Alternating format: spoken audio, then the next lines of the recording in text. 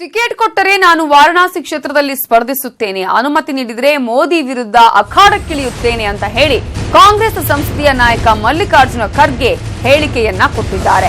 Ticket ಕೊಟ್ಟರೆ ನಾನು ವಾರಣಾಸಿ ಕ್ಷೇತ್ರದಲ್ಲಿ ನಿಲ್ತೇನೆ, ಅನುಮತಿ ನೀಡಿದರೆ ಮೋದಿ ವಿರುದ್ಧ ಅಖಾಡಕ್ಕಿಳಿಯುತ್ತೇನೆ ಅಂತ ಹೇಳಿದ್ದಾರೆ ಮಲ್ಲಿಕಾರ್ಜುನ ಖರ್ಗೆ. ಬಿಜೆಪಿದವರು ಜಾಧವ್ ನನಗೆ ನೋಡ್ಬೇಡಿ, ಮೋದಿಗೆ ನೋಡಿ ಓಟ್ಕೊಡಿ. ಮೋದಿ ಬಂದು ಕೆಲಸ ಮಾಡ್ತಾನೆ, ನನ್ನ ಸೀಟ್ ಮೇಲೆ ನಿಲ್ಲಕ್ಕಾಗ್ತದ? ಇದು ರಿಸರ್ವ್ ಸೀಟ್. ಈ ರಿಸರ್ವ್ ಸೀಟ್ ಮೇಲೆ ನಾನೇ ನಿಲ್ಬೇಕು.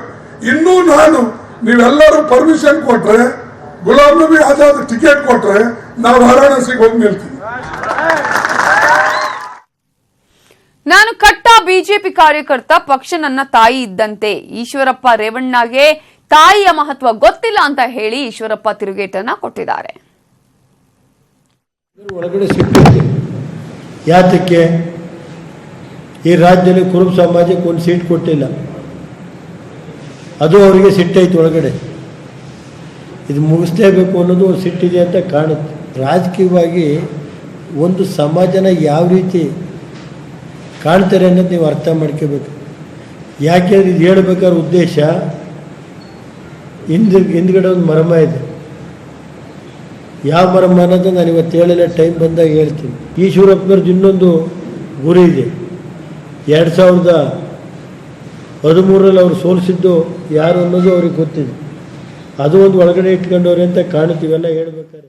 ಲೋಕಸಭಾ ಕ್ಷೇತ್ರದಿಂದ ರಾಘಣ್ಣನ MP ಮಾಡ್ತೇವೆ.